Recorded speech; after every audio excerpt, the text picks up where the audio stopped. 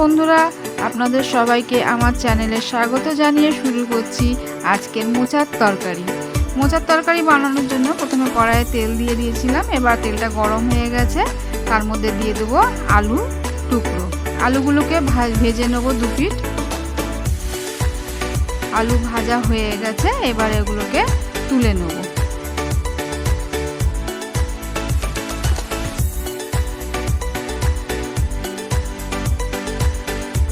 এবারে গরম তেলের মধ্যে ফোড়নে দেবো শুকনো লঙ্কা, এলাচ, দারচিনি, লবঙ্গ, তেজপাতা।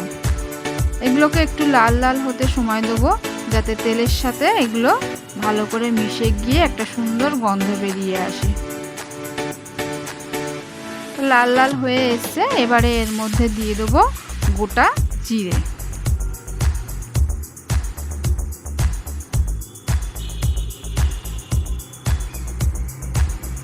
গোটা জিরেটাও লাল লাল হয়ে গেছে, এবার এর মধ্যে দিয়ে দেবো পেঁয়াজ গ্রেট করে রাখা, দিয়ে ভালো করে নাড়িয়ে চাড়িয়ে নেব। পেঁয়াজটাকে একটু লাল লাল করে ভেজে নেব।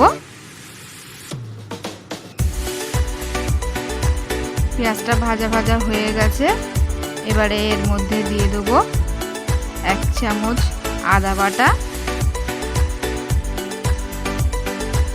1 চামচ রসুন বাটা,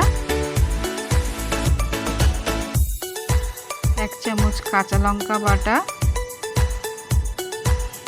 দিয়ে ভালো করে মিশিয়ে নেব। মেশানো হয়ে গেছে, এবারে এর মধ্যে দিয়ে দেব পরিমাণ মতো নুন।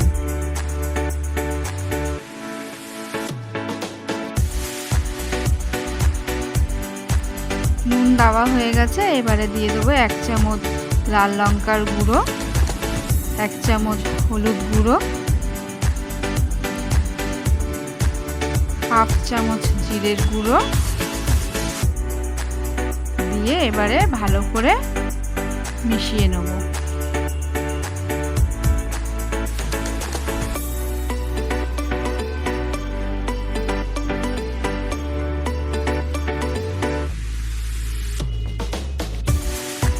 সামান্য পরিমাণ একটু জল দিয়ে দিলাম, দিয়ে এটাকে ভালো করে এবারে কষিয়ে নেব।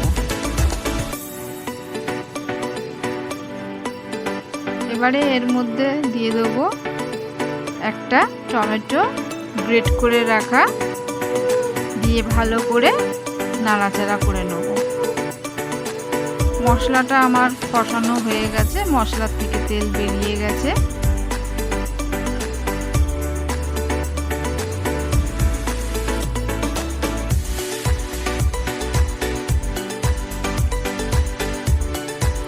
এক চামচের মতো একটু টক দই দিয়ে দিলাম, দিয়ে ভালো করে নাড়াচাড়া করে নেব। মশলাটা আমার কষানো হয়ে এসছে, এবারে এর মধ্যে দিয়ে দেবো ভেজে রাখা আলুগুলো। আলুগুলোকে দিয়ে এবারে ভালো করে কষিয়ে নেব, যাতে আলুর গায়ে মশলাগুলো লেগে যায়। আলু আমার কষানো হয়ে গেছে, এবারে দিয়ে দেব সেদ্ধ করা মোচাগুলো।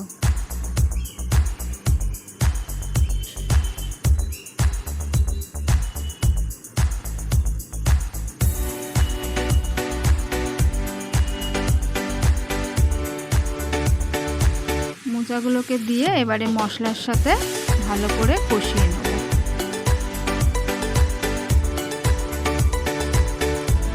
দিয়ে দিলাম কিছুটা পরিমাণে চিনি। আমার মোচা রেডি হয়ে গেছে, এবারে দিয়ে দেব গরম মশলা আর ঘি দিয়ে ভালো করে নাড়াচাড়া করে নেব।